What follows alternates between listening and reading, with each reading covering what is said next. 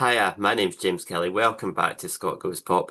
As I mentioned on the blog earlier, I was interviewed for a Radio 4 documentary that went out on Sunday. It was about the never-ending saga of IndieRef 2, the ever-elusive IndieRef 2. I'll put a link to the program in the description section of this video in case you want to listen to it.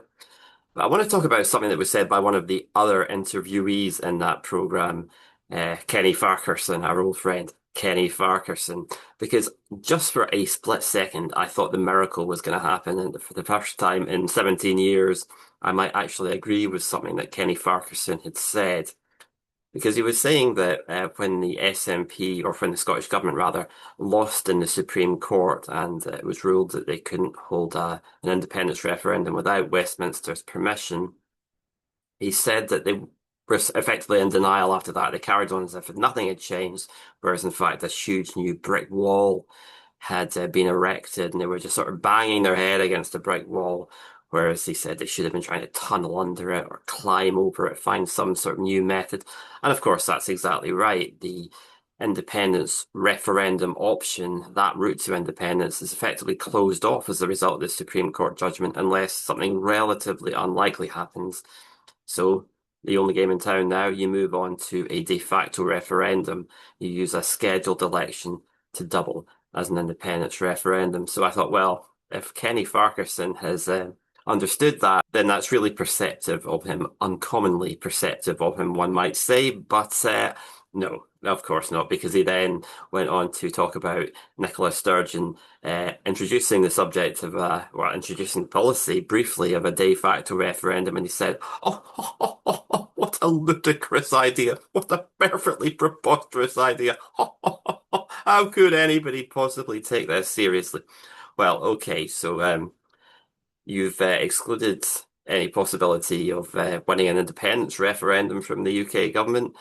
You've excluded the de facto referendum, which is the only realistic alternative. What is there left, Kenny? You're talking about some sort of revolution.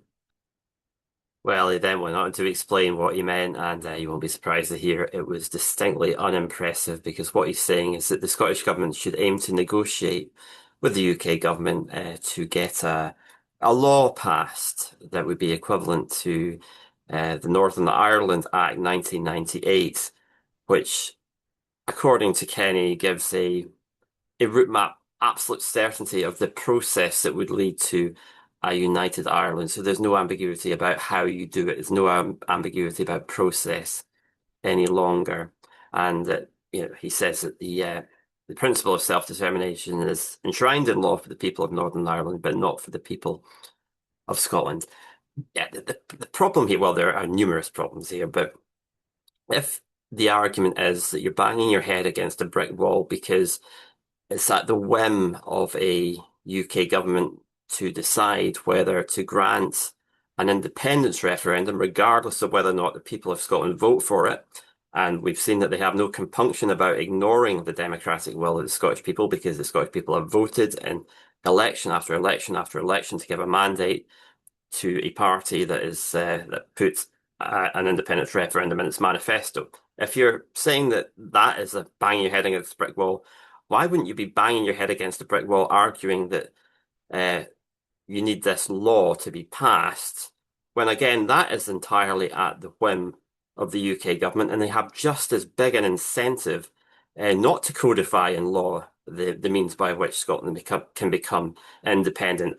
Why would they be any more likely to agree to that than to a referendum itself? It's just it's just completely a lack of joined up thinking from Kenny here. They refuse one, they're going to refuse the other, no matter how big a mandate you get for that.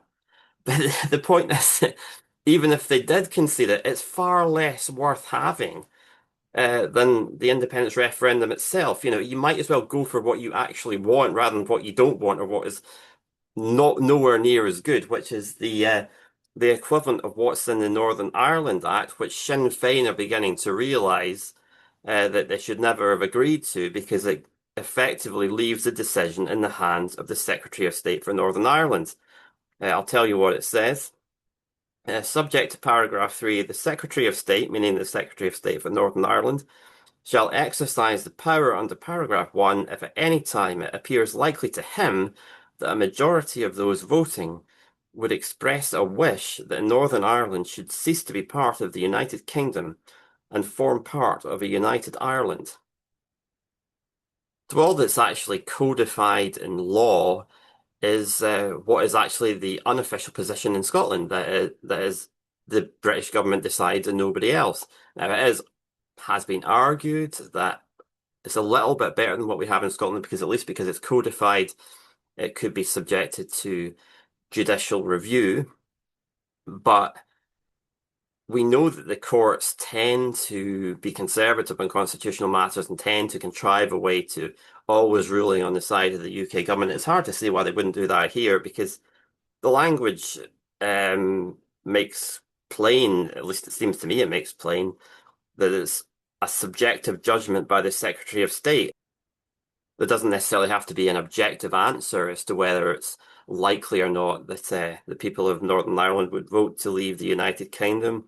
It just has to be in the Secretary of State's view. So he could argue, even if there's overwhelming opinion poll evidence, that, well, in his view, that's very shallow support for United Ireland and it wouldn't actually translate into real support in a referendum. He could argue, well, in my view, there is no prospect of a vote in favour of United Ireland, therefore the conditions of the law haven't been met, and that might well be upheld on judicial review. But even if the courts did take the view that there was a more objective test, then it would have to come down to opinion poll evidence. And this is what I've said that we have got to avoid becoming a YouGov democracy. That is what the UK government want to turn us into. Why on earth would we go along with that little game where the idea is that whether or not a referendum is held is determined by YouGov polls, effectively YouGov polls, because they're the most favourable for the Unionist side, rather than by election results. It doesn't matter if there's a mandate for a referendum in an election, which there has been again and again and again, because the UK government just said, oh, well, the YouGov polls say something different. YouGov polls, for some reason, not only show lower support for independence than other firms, but they also consistently show lower support for a referendum. The most recent poll showed support for a referendum within the next 10 years, but there was marginal opposition to a referendum within the next 5 years. I don't believe that for a moment. Other polling companies tend to show stronger support for a referendum within a tighter timescale. But for some reason, there's something about the YouGov methodology that not only produces the lower figures for independence, but also the lower figures for support for a referendum. And as soon as you sort of codify in law that effectively opinion polls decide this and not elections, then there's an awful lot of pressure on companies like YouGov. They have a responsibility because they're effectively become part of the British Constitution and they decide these matters, and methodology makes all the difference a lot of the time as to whether you get one result or another, particularly when it's an evenly balanced question. Certainly in the recent YouGov poll, the question of whether there should be a referendum within the next 5 years, that was evenly balanced. And so, little tweaks of methodology here and there could make the difference which way that question comes down, which side is in the lead on that question.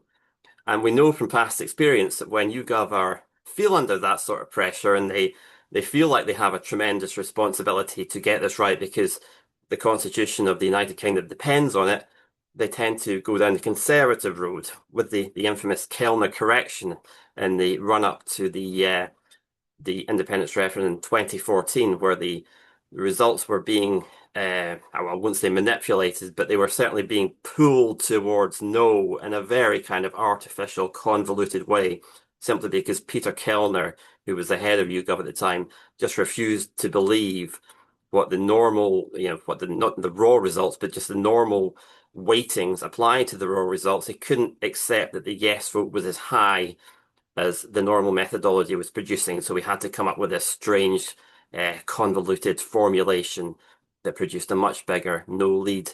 As soon as you end up in a YouGov democracy, that YouGov democracy will magically produce unionist results again and again and again. why on earth we would want to go down that road is beyond me. But of course, Kenny Farquharson is not an independent supporter. So when you look at it that way, it makes perfect sense.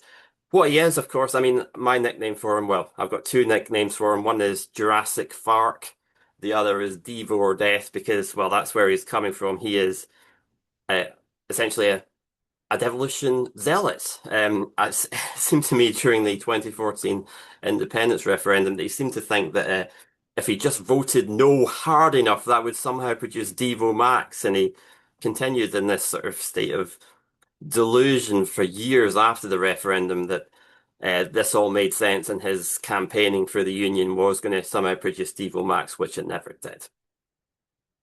But because he's got this sort of passionate commitment to devolution, Devo Max ideally, but certainly to devolution, um, he's like a sort of devolution supporter with a conscience. And he, I think, finds it hard to accept the idea that devolution is here because Scotland is in a prison, not any longer because Scotland has chosen devolution over independence, but because it doesn't have a choice anymore. His conscience, I think, is bothering about that, and he would rather the issue was resolved by getting this kind of Northern Ireland style law, which at least theoretically would provide the route map towards independence. And they can say, well, Scotland's just chosen not to go down the road to independence. But I mean, if he wants his conscience to be salved, as probably Kezia Dugdale, as another unionist did as well, she was another one that was pushing this idea of a Northern Ireland style law. I think it's up to these unionists with a conscience to make that case and campaign for it themselves. It's not up to the SNP or any other pro-independence party to do it for them because there's no need for the SNP or other pro-independence parties to do that. And it would be counterproductive if they did. It would distract from the main goal, which is either a referendum or independence itself. There may be a case for, if we're really going down the referendum route of continuing to seek a mandate for a referendum, maybe there's a case for saying, well, that mandate should specifically be for the transfer permanently of the power to hold referendums on independence, so that it's not just a one-off power as it was in 2014, but it's just indefinite. The Scottish Parliament can hold a referendum on independence whenever it likes, without doesn't have to be gaps between the referendums, just whenever it chooses. It's just a complete blanket transfer of that power. It'd be perfectly reasonable to seek a mandate for that. That would make sense. It would have coherence to it. But in terms of going for this Northern Ireland style law, it's not going to inspire anybody to vote for that. Going into an election with that as your flagship policy, come on, it's ludicrous. Nobody is interested in this kind of legalistic stuff. It's you're not going to win a mandate based on that, and it wouldn't be worth having if you did win that mandate. It would be fool's gold. So I certainly hope, and I'm sure we won't go down that road. Kenny was also complaining about this idea of what he called disaster nationalism, which was the idea that some independent supporters think that the goal can only be achieved if the UK turns into a complete catastrophe and Scotland has to find a way out of that. Well, I mean, if you as unionists have failed to supply a more sort of prosaic route map out of the union, then that's your responsibility. And it may well be that disaster nationalism is the only thing that can do the trick. And we have the past precedent that support for independence, support for devolution increased much more quickly than any other period in history during the Thatcher years, which was effectively a disaster for Scotland, decimation of Scottish industry, the indefensible imposition of the poll tax. It may well be that Nigel Farage as Prime Minister would produce the same effect. Seems to horrify Kenny. Well, this is the union you put us into. This is the union of Boris Johnson. This is the union of Brexit. And this is ultimately the union of Nigel Farage. And if Scotland chooses to become independent because of that, you can't really complain about that. But unless there's a way for the homegrown independence movement to seize the moment and to break through the brick wall, as Kenny calls it, through our own initiative, and certainly Kenny's suggestion would not have that effect, then it's likely that it will either be the disaster nationalism that does a trick of, uh, of a reaction against Nigel Farage in government, or it could be what you might call miracle nationalism or wonder nationalism, where something magical suddenly happens. Just we get a bit of luck, maybe like a hung parliament with the SNP holding the balance of power, or we could maybe get a UK government that is actually sympathetic to independence, but that would depend on probably either the Green Party winning the next UK general election or Jeremy Corbyn's party winning the next UK general election, either of which is possible, but the odds are still heavily against it. So if you look at the various possibilities by which independence could happen, the John Swinney strategy might pay off, the SNP might win the single party overall majority, which I don't think is very likely because of the way the voting system works, but it's not impossible. And then not impossible, that might actually trigger an independence referendum, although there's no particular reason why the UK government should agree to it, even in those circumstances. Or we could get the UK government of our dreams, a Green Party government that would actually willingly give us an independence referendum, or we could get a hung parliament. Or we could get what Kenny calls the disaster nationalism of a reform UK government and the backlash of, whatever horrors Farage comes up with, the withdrawal from the ECHR, which would be almost inevitable with a reform government. Because Reform are so far ahead in the opinion polls, you'd have to say that is probably the most likely of all of those options. I don't like it any more than anybody else does, but if you can give us a credible alternative, Kenny, please do so. You haven't done so yet, that's for sure. Anyway, that's it for now. If you're enjoying these videos, if you're finding them useful, please subscribe to my YouTube channel because I'm trying to get up to 1,000 subscribers as soon as possible. And hey, Stu, no debate, Stu. What's the real story?